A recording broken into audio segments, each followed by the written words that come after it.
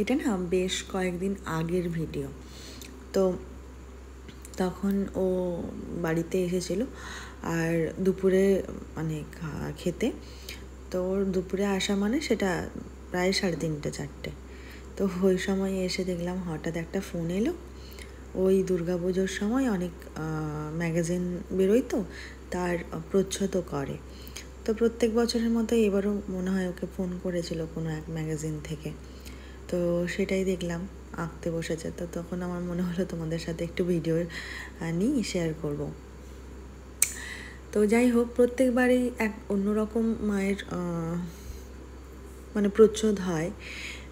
বেশ মিষ্টি, কখনো মায়ের রূপ দেখেছি, বা যেরকম হয় নর্মালি আমরা প্রচ্ছদের দুর্গাপুজোর আগে পুজো আসছে একটা ব্যাপারের কোনো না কোনো ওই রকম থিম ভেবে বা কিছু এরকম তো প্রচ্ছদ দেখেছি।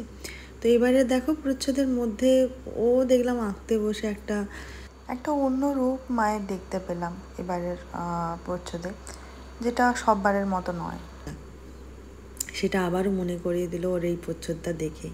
তো যাই হোক, যেটা হলো যে ওর প্রচ্ছদটা কমপ্লিট হলো না, তার আগেই আবার ফোন এলো, বেরিয়েই গেল। তো যাই হোক, ওটা কমপ্লিট না হওয়াতে আমিও আর পুরো ভিডিওটা কমপ্লিট করিনি। তো তারপর আমাদের এখন যেটা হচ্ছে, সন্ধেটা যেমন কাটে সেটা হলো ম্যাক্সিমাম দিন মাঠে ওকে নিয়ে যায়। পাবলো ওখানে গেলে খেলতে খুব ভালোবাসে, বা ওই সব লাইট, অনেক জিনিস, এগুলো দেখে ওর খুব মজা লাগে। সবার কোলে কোলে যাওয়া, ঘোরা। এবার ওখানে ওরাও খুব আদর করে ওকে। তো এই জন্য ওকে একটু নিয়ে যেতে হয়, প্রায় 2-1 দিন ছাড়াই নিয়ে যায়। আর ওর বাবাও সেদিন ওখানটাতে ছিল, তাই জন্য আরও ভালো হয়েছে। তো এই দেখো, বাচ্চাগুলোকে ফোন থেকে যতই রাখতে চাই দূরে, তাও সে ফোন পেলেই একদম তার মধ্যে একদম মন দিয়ে একদম, তো ওর মধ্যে একদম ডুবে গেছে ওর সাথে। তো ওই ভিডিওই করছিলাম যে ও ওখানে দিনগুলো কিভাবে কাটাচ্ছে, সেই মতো দিনটা দেখতে দেখতে, মানে ওই ভিডিওগুলো করতে করতে হঠাৎ দেখি একটা প্লাইয়ের টুকরো, মানে হয় না, মানে আমি কিন্তু এটা সত্যিই ভেবে করিনি ভিডিওটা। মানে আমি ফোন ঘোরাচ্ছিলাম, হঠাৎ দেখছি যেন চেনা চেনা লাগছে আমার পেন্টিংটা, দিয়ে হঠাৎ উঠে এসে আমি দেখি ও ওখানে করতে করতে তাড়াহুড়োর মধ্যে বেরিয়ে চলে আসে। তারপর এখানে এসে ও কমপ্লিট করেছে। একটা প্লাইয়ের টুকরো ছিল, সেখানে আবার ও কালার নিয়ে কমপ্লিট করেছে আর কি। তো দেখে মনে হলো যে যা, আমি চেয়েছিলাম এই ভিডিওটা শেষ পর্যন্ত দিতে। তো যাই হোক, তোমাদের সাথে শেয়ার করলাম সেটা। আর অপূর্ব লাগছে মায়ের এই রূপটাও সত্যি দরকার। এখানেও মেরামতের কাজই চলছে, যেটা মা নিজে করছে। তারপরেই অ্যাকচুয়ালি ওখানে এই যে দুজন দাদা কেক কাটলেন, ওনাদের বার্থডে ছিল 2 থেকে 3 দিন আগে, একজনের একটু আগে, আর একজনের 1 দিন আগে।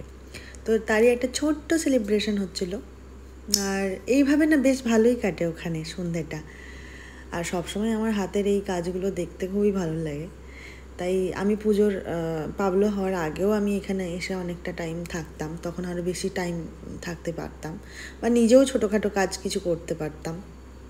আর এখন তো সেটা পারি না, কিন্তু থাকতে খুব ইচ্ছে করে, মনে হয় সারা রাতই ওখানে থাকি। কিন্তু ছেলের জন্য সত্যি কথা বলতে চলে আসতে হয়।